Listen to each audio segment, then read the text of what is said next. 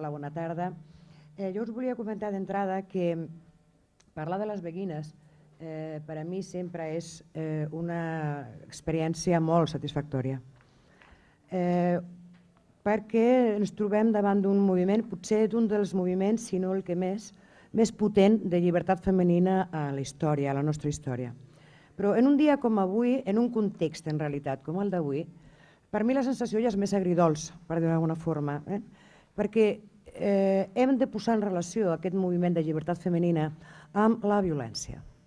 Amb la violència que es va exercir sobre les dones que van desenvolupar aquest moviment, sobre aquest moviment de llibertat femenina.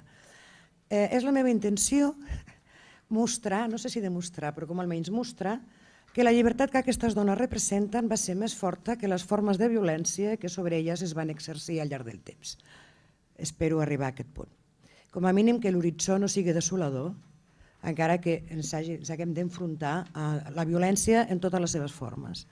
La violència pura i dura, aquella que mata, aquella que en aquest cas crema, i formes més subtils de violència que fins i tot a vegades no són vistes com a tal, que són intents, insistents i persistents de control d'aquesta llibertat femenina. D'intents de control. Veurem si aquest control finalment s'arriba a aconseguir o no. A veure, el que jo us voldria comentar és tot un procés al llarg de tota una sèrie de segles i per tant no aprofundiré gaire en cadascun dels moments del camí perquè aleshores sí que ens estaríem molt de temps. Senzillament començaré situant el moviment amb una frase d'un franciscà, el Gilbert de Tournai, que quan escrivia un memorial parlant de les beguines, per a un concili deia, us ho puc llegir textualment encara que em sembla que me la sé de memòria. Diu, hi ha entre nosaltres dones que no sabem com anomenar-les, si dones normals o monges, perquè no viuen ni dins del nostre món ni fora d'ell. Jo crec que és la millor definició per absència que he sentit mai d'un moviment. I penso que és interessantíssima aquesta forma de referir-se a elles o de no referir-se a elles, precisament perquè és representativa d'una impossibilitat. I que era la impossibilitat que tenia aquest home i molts altres del seu temps a traduir als codis socioculturals del seu temps l'experiència de vida que les beguines representaven. No la podien expressar, no la podien entendre. I no la podien expressar perquè senzillament aquestes dones havien generat un moviment que trencava els límits i els tòpics de la seva societat. Si les coneixeu molt bé, puc anar més de pressa. Són unes dones que donen vida a un moviment a partir del segle XII, a finals del segle XII, a la zona de Flandes, és la zona originària, però després el moviment s'escapa. I són dones que es dediquen a la vida espiritual en tant que laiques. És a dir, es dediquen a la vida espiritual però no entren en un convent ni en un monestir. I per tant viuen la seva espiritualitat i desenvolupen tot un model de vida al marge del matrimoni i al marge dels convents i dels monestirs. És a dir, al marge de qualsevol autoritat masculina. Amb raó, el Gilbert de Tournai no sabia ni com definir-les. En petits grups o en grans grups. En Bèlgica, l'actual Bèlgica i Holanda arriben a construir autèntiques ciutats dins de la ciutat, en aquest sentit perquè no tenen aquesta petita ciutat dins de la ciutat que podia ser Bruges, per exemple. Però hi són, i de la mateixa manera viuen soles, viuen en petits grups. El que no us he dit, perquè la cosa va així com de visió ràpida, és que un dels elements més transgressors i per mi més revolucionaris del model de vida que representen les beguines és que integren d'una manera absolutament fluida dues categories que normalment es presentaven com a contraposades, que són l'acció i la contemplació. Les beguines són unes autèntiques especialistes de l'experiència mística, estan reconegudes com a mestres de l'experiència mística, viuen una espiritualitat que intenta arribar a una unió amb Déu sense cap tipus de mediació, és a dir, de nou tornem a prescindir de la mediació masculina, i alhora viuen absolutament implicades en l'entorn urbà, perquè és un moviment urbà, en relació als sectors més desvalguts de la seva societat. Persones preses, persones malaltes, persones necessitades de consell. Totes aquestes persones ajuden o atenen les beguines. Són conselleres i ocupen una funció, fins i tot una funció funerària, que també torna a desplaçar els clergues, us podreu imaginar que van arribar a ser molt populars i molt estimats per la jerarquia, que era la de fer el paper de mediadores en la mort, de mitjanceres en la mort. És a dir, a l'hora d'amortallar el difunt, d'acompanyar el cos al cementiri, de pregar per la seva ànima, rebien en els testaments moltes deixes testamentàries perquè complissin aquesta funció i van arribar a ser, fins i tot, com deia un historiador, imprescindibles en aquesta funció. Per tant, aquesta integració entre vida activa i vida contemplativa, que elles viuen sense cap tipus de contradicció, fa que el seu model de vida sigui absolutament, jo diria això, revolucionari, a més d'insospitat i no oïdós a la seva època. Doncs us deia que aquí a la ciutat de Barcelona, per exemple, a la Corona d'Aragó en general, però per cenyir-nos a Barcelona, tenim com a mínim identificades moltes beguines, però hi ha una comunitat de beguines, la de la Brígida Terrera, la Brígida Terrer, que la podríem ubicar per situar-la dins del mapa de la ciutat a la plaça del Padró, per dir-ho d'alguna manera. Era una comunitat que estava al costat de l'Hospital de Lleprosos. Les primeres dones santes que van donar origen al moviment de les beguines eren precisament dones que vivien justament al costat de lleproseries, és a dir, se'n cuidaven dels malalts més rebutjats, diguem-ne, de l'època. Doncs la Brígida Terrera va decidir viure com a resclusa, es deia, aquí en Catalunya s'utilitza molt el terme de resclusa, a més del de beguina, i després, a més, el de beata. S'incorpora un resclusatge, és a dir, ella no crea un resclusatge, sinó que s'incorpora una comunitat, amb la qual cosa amb ella sabem que ja hi havia una comunitat prèvia, per dir-ho d'alguna manera. El que comentava abans amb una companya, que hi ha les persones que ens dediquem a la història, sabem que hem de buscar les fonts i que hem de buscar un diàleg entre les fonts i relacions entre les fonts, però el que també jo m'he adonat últimament és que a vegades trobem un document i aquest document és una joia, aquí el document només, i potser el busquem per una raó i el document ens acaba contestant o explicant una sèrie de coses que no ens esperàvem. I això passa amb un document, amb una suplicació que la Brígida Terrera adreça al Consell de Cent de Barcelona. Buscàvem aquest document perquè volíem situar aquesta comunitat dins de la ciutat i amb les seves característiques, i ens vam trobar que la Brígida en aquesta suplicació ens fa una història del seu resclusatge i ens explica una història que remunta a més de 100 anys enrere, amb la qual cosa aquí s'obre un nou nivell de significat de la seva pròpia comunitat, en la qual ella en realitat s'insereix, és a dir, ella ens dona una genealogia a la qual ella s'inclou. Aquest document el teniu al dossier, per tant, passo també directament, diguem-ne de pas. Bé, com us ho podeu imaginar, un moviment d'aquestes característiques va despertar d'alguna manera tota mena de reticències, de recels. Jo tornaria, ara m'agradaria molt reprendre la paraula por que utilitzava en Pau, perquè em sembla que la por aquí està omnipresent, i va crear un moviment que podíem, una reacció, perdó, de resposta que podem qualificar com d'ambivalent per part de la jerarquia eclesiàstica, és a dir, l'església institucional.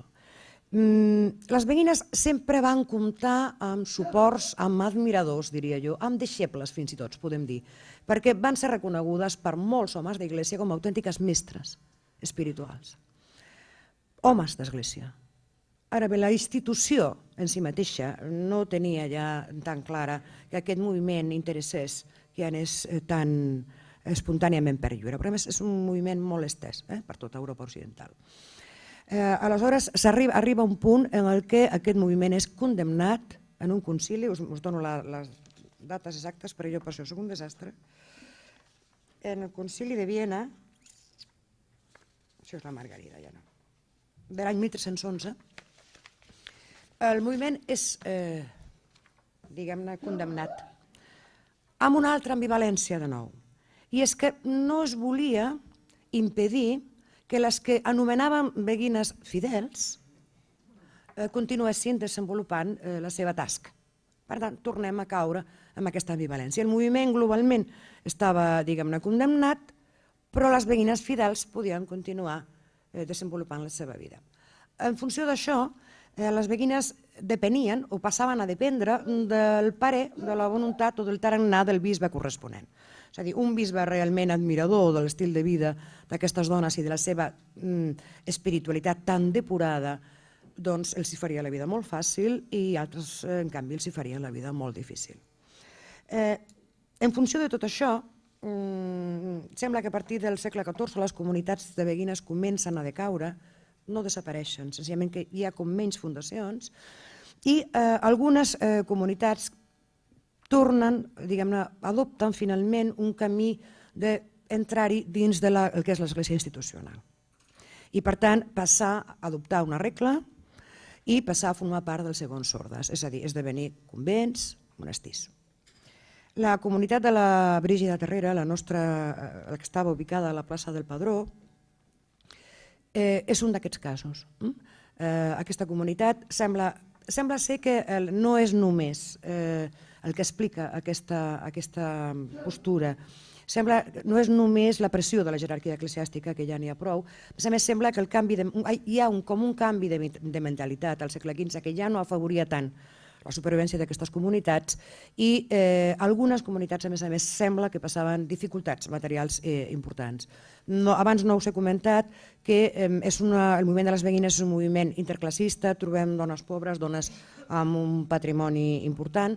Normalment les dones que tenien un patrimoni considerable acostumaven a lligar-lo a la seva comunitat per garantir-ne la pervivència, però us ho relacionava amb això perquè sembla que en aquest moment moltes comunitats passaven per dificultats. Aleshores van acabar adoptant un segon ordre, és a dir, s'institucionalitzen moltes comunitats. La comunitat de la Brígida Terrera, que era conegut ja pel seu cognom, el de les Terreres, es fa jerònima, és a dir, és l'origen de les jerònimes de Barcelona.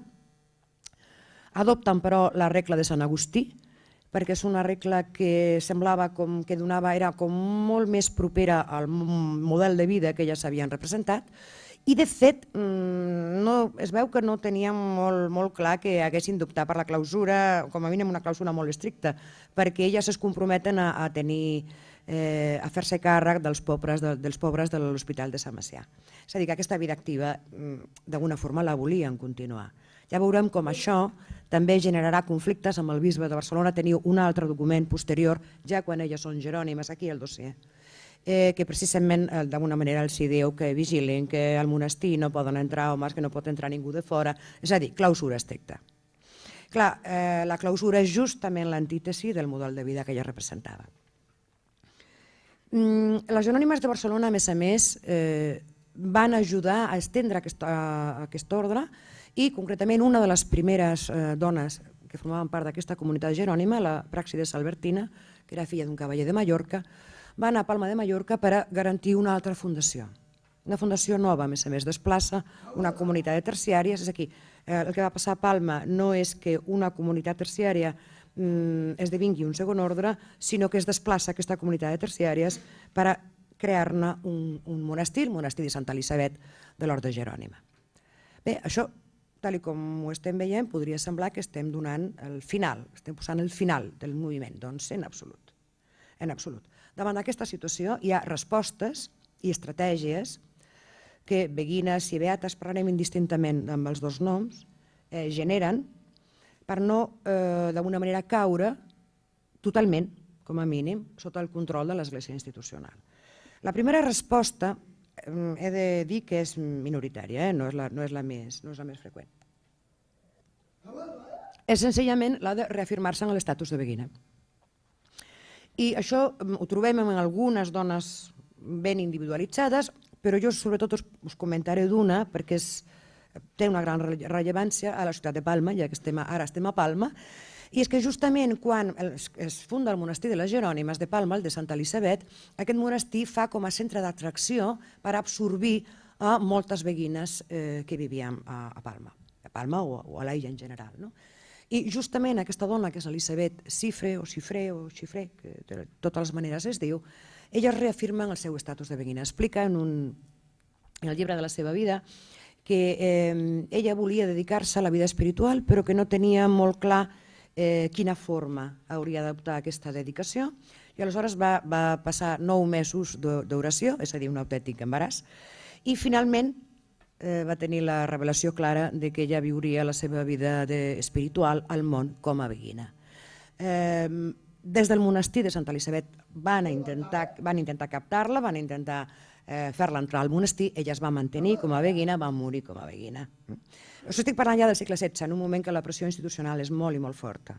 A més, va acabar... La seva vida, diguem-ne, que es donen totes les característiques pròpies del model de vida de les beguines, per tant no cal insistir, però sí comentar que gaudia d'una gran autoritat a la ciutat de Palma, tant els jurats com persones a nivell particular li anaven a demanar consell, i finalment es va fer càrrec com a directora de la Casa de la Criança, que era una institució educativa creada per a l'ensenyament de noies, i ella va ser-ne directora des que va agafar la direcció fins a la seva mort, i a més va llegar a la confraria de la Casa de la Criança, va llegar tots els seus béns, tot el seu patrimoni.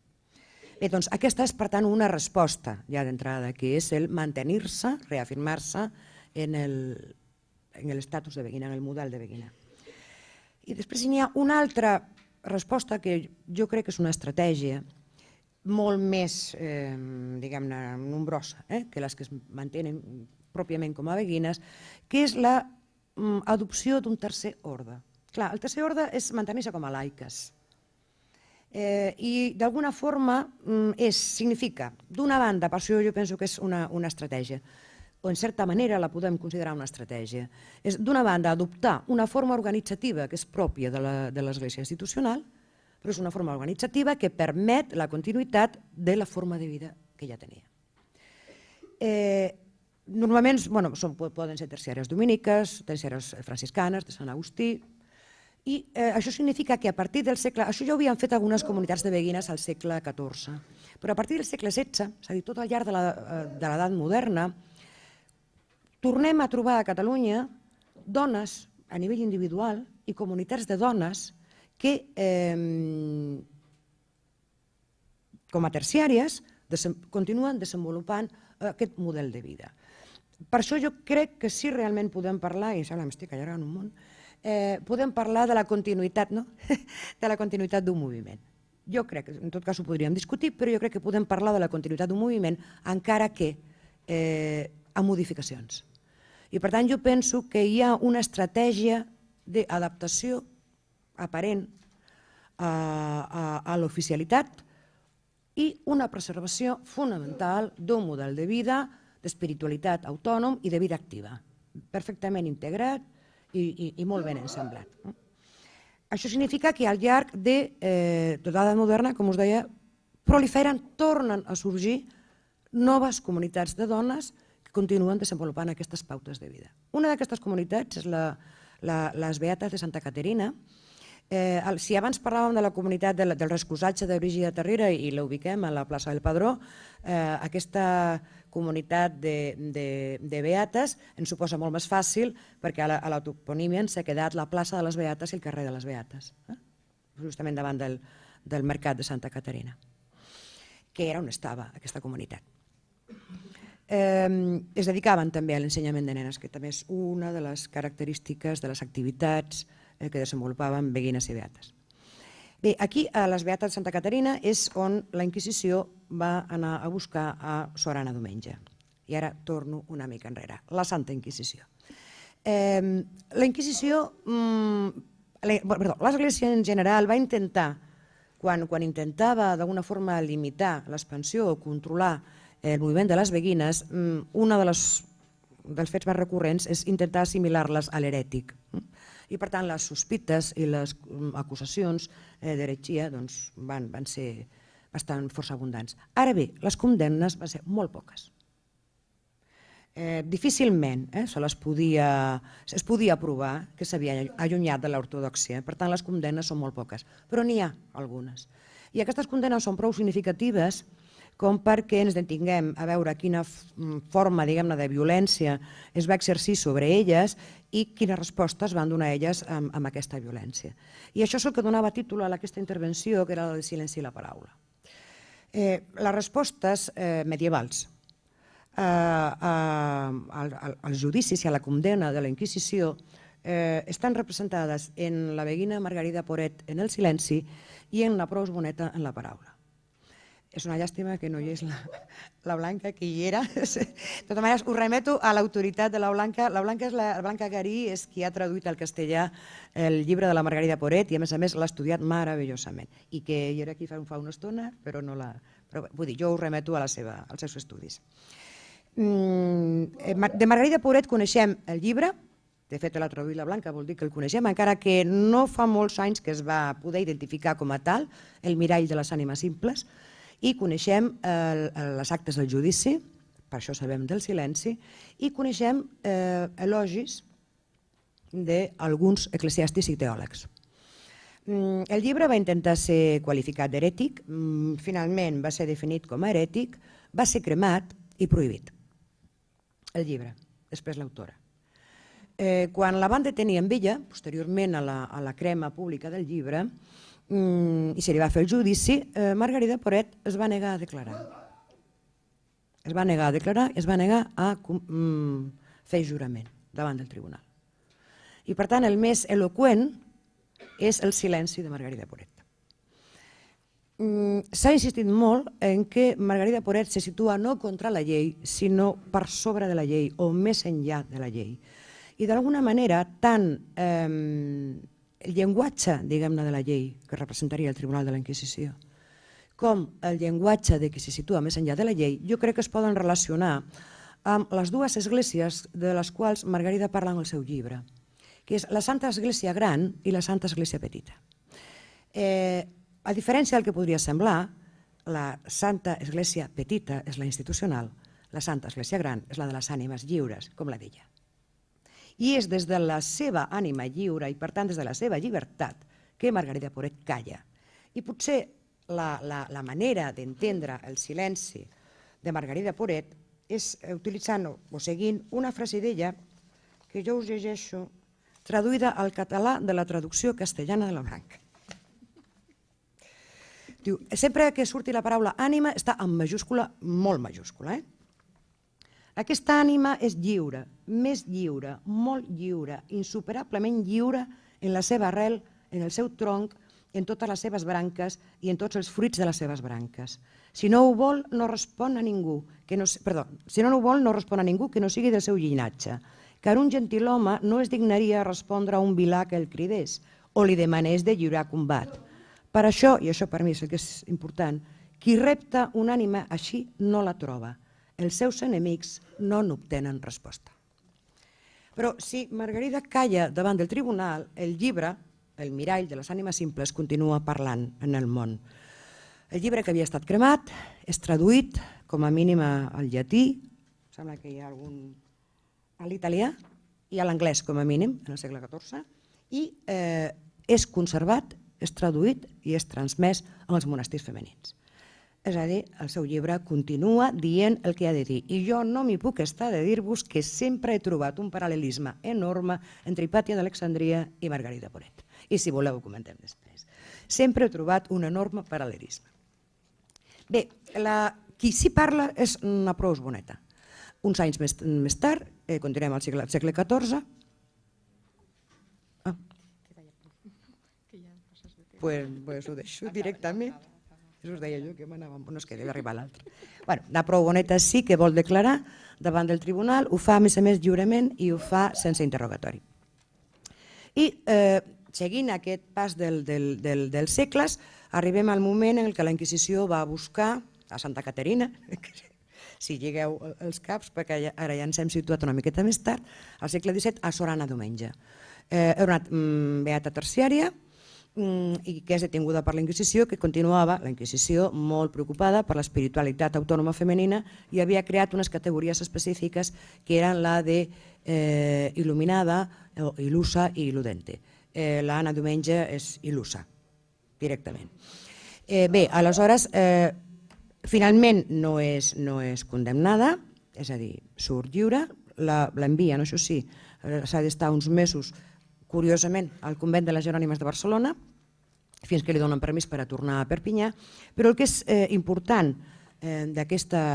Jo penso que de la seva figura no és tant tenir el document de la Inquisició, que el teniu també al dossier, sinó que el fet de ser detinguda per la Inquisició genera en ella un procés d'autorepresentació.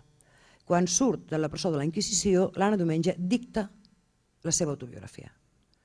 Una autobiografia que comença, el primer full de l'autobiografia, el teniu també al dossier, que comença amb la detenció per la Inquisició. Ella no fa cap tipus de menció als interrogatoris, senzillament parla de les condicions de vida, de la presó de la Inquisició, de les seves visions, de les seves revelacions i d'alguna manera se reafirma en la seva espiritualitat i en l'ortodòxia de la seva experiència.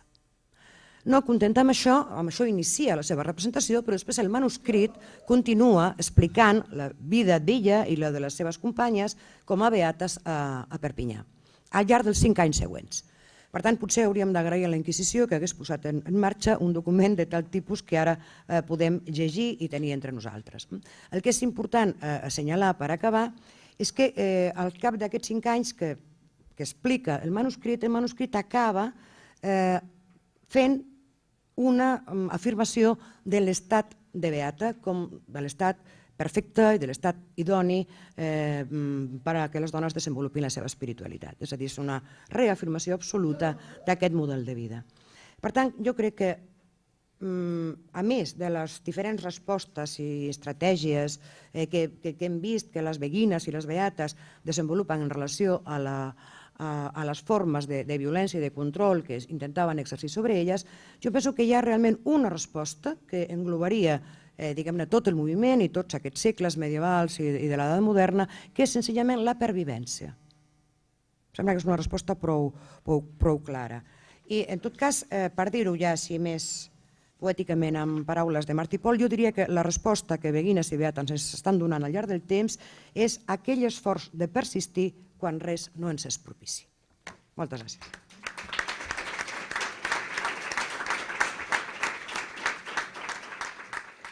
Hay beguinas pobres, hay beguinas más o menos de una clase media, beguinas con propiedades y con riqueza.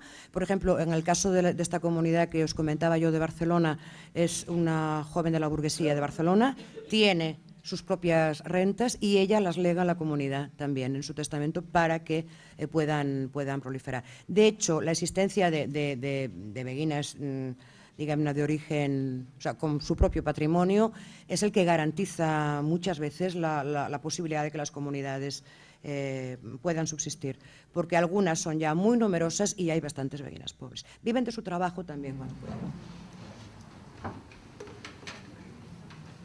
Estan vinculades al tèxtil moltes vegades, treballen amb les mans. Pero muchas veces también tienen que recurrir a las limosnas, Es decir, a veces la situación es complicada, materialmente complicada.